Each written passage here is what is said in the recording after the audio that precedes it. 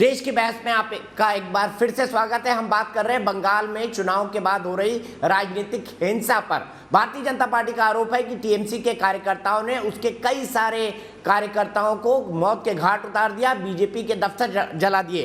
ये जो तस्वीरें देख रहे हैं ये सीसीटीवी की फुटेज है। ये हावड़ा में बीजेपी नेता उमेश राय के घर के सामने तृणमूल कांग्रेस के लोगों ने तोड़फोड़ की है, ये उसकी तस्वीर है। मैं आपको एक बार फिर से दिखाता हूं। हावड़ा में बीजेपी नेता उमेश राय के घर के सामने की ये तस्वीरें हैं जो हम आपको अभी दिखा रहे हैं। ये सीसीटीवी की तस्वीरें हैं जो अभी अभी हमारे पास आई हैं। और ये हावड़ा की तस्वीरें देखिए किस तरह से पत्थर लेकर, लाठी लेकर उमेश राय जो बीजेपी कार्यकर्ता हैं उनके घर पर हमला बोला जा रहा है। ये तस्वीरें अभी अभी कोलकाता से सामने आई हैं।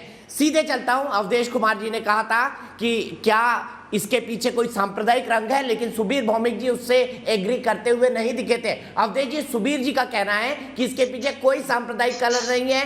कुछ ऐसी तस्वीरें हैं जो सीएए प्रोटेस्ट के वक्त है उनका गलत इस्तेमाल किया जा रहा है। आप किस आधार पर कह रहे हैं और जेपी नड्डा ने किस आधार पर कहा कि ये बिल्कुल इंडिपेंडेंस की याद दिलाता है?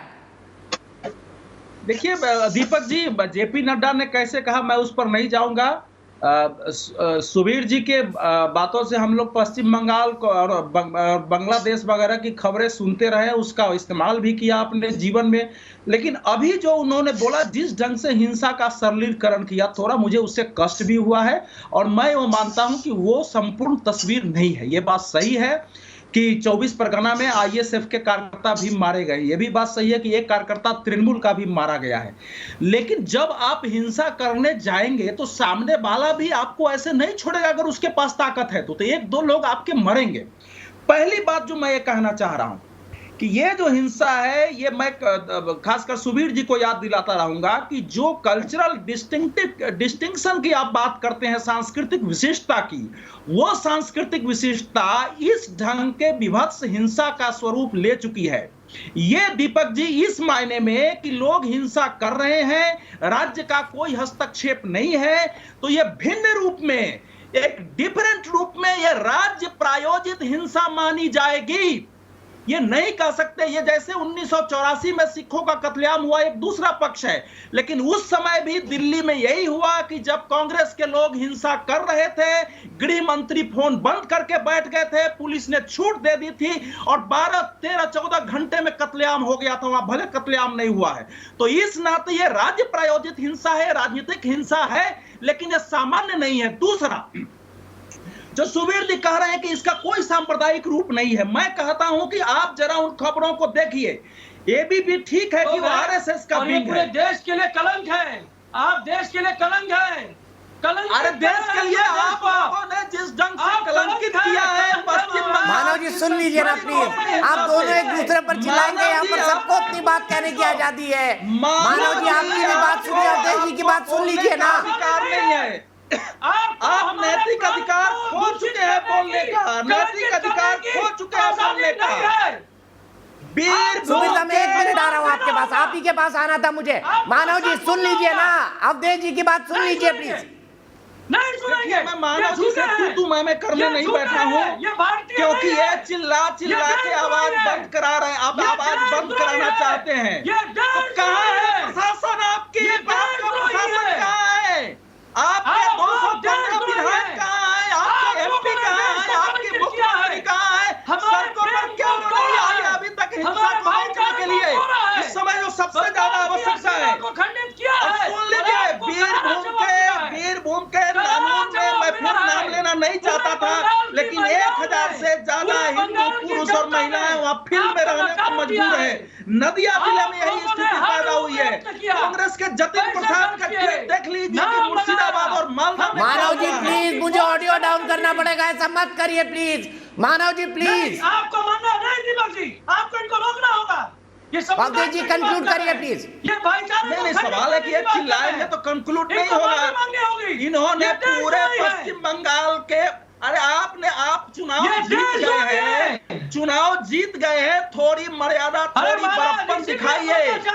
जिनको मारा जा रहा है, बलात्कार हो रहा है, छेड़छाड़ हो रही है, आग लगाई जा रही है, उत्तरी दिनाजपुर गोरखपुर में एक पार्टी के कार्यालय जलाते हुए जो लोग दिखे हैं वो किसी संप्रदाय के ही लोग हैं, कैसे बात कर रहे हैं? शमशान कब्रिस्तान गुजरात में है। मानव जी, अपने आप को ऑडियो डाउन कर रहा हूं। मानव जी, आप बोलने नहीं दे रहे हैं, मैं आपको ऑडियो डाउन कर रहा हूं। ये तरीका ठीक नहीं है, ये तरीका ठीक नहीं है। मानव जी प्लीज, अब अवधेश जी कंक्लूड करिए प्लीज। अब मैं कंक्लूड कर रहा हूं। दीपक जी, ये जो हिंसा है, खासकर मैं सुबीर जी को ध्यान दिलाना चाहता हूं, ये हिंसा केवल आज नहीं हुई है। पश्चिम बंगाल में हिंसा, जैसे हम लोगों का चेहरा सामने की ओर है, लेकिन पश्चिम बंगाल में राजनीतिक के समर्थकों कार्यकर्ताओं के कुछ का चेहरा पीछे की ओर है।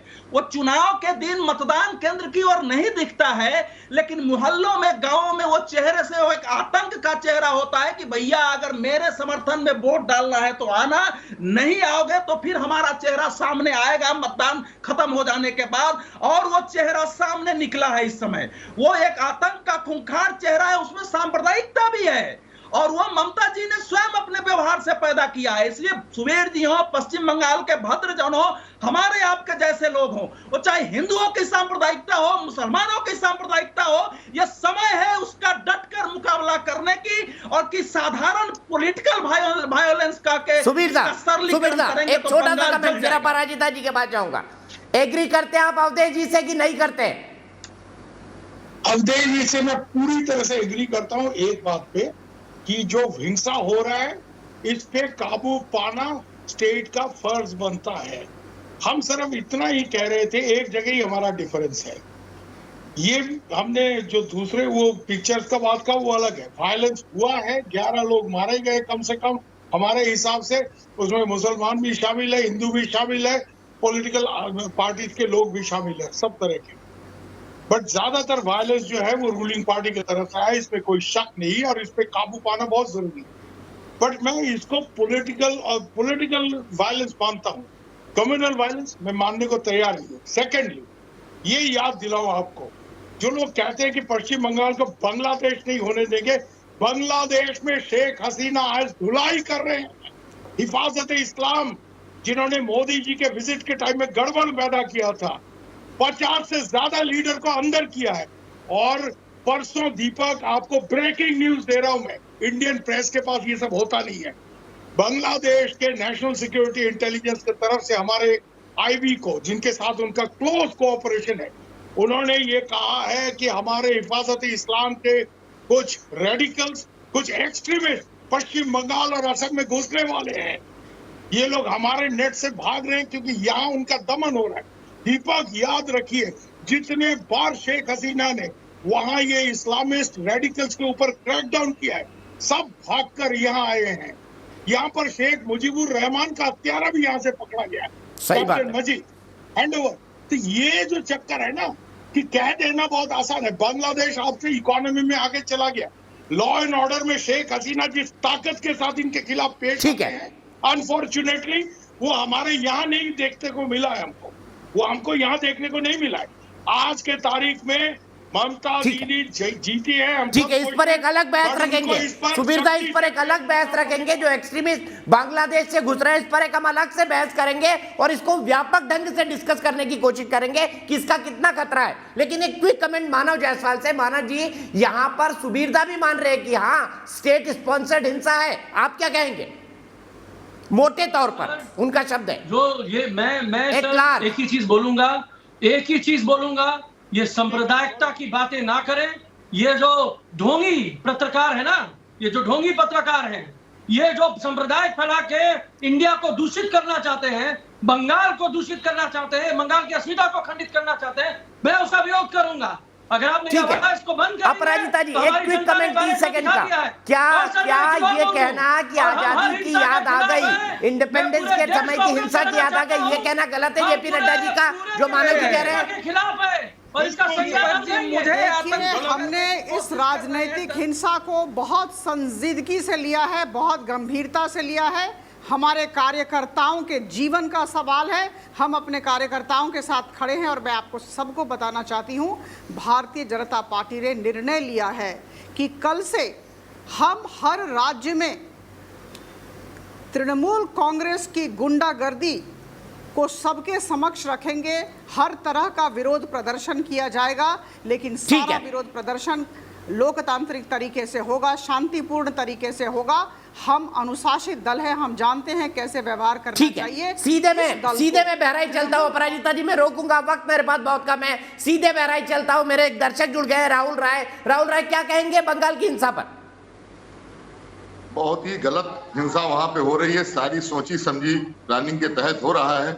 जिस राज्य की मुख्यमंत्री खुद स्वयं का है कि चुनाव के बाद हम ही रहेंगे, तो सोची समझी प्लानिंग इसको नहीं कहेंगे तो और क्या कहेंगे? जिस पार्टी के प्रवक्ता न्यूज चैनल के ऊपर इतनी उत्तेजना से बात कर रहे हैं, उनके मुख्यमंत्री ने कहा सर इनको, मुख्यमंत्री रहते उनके पूरे राज्य में हिंसा हो रहा है।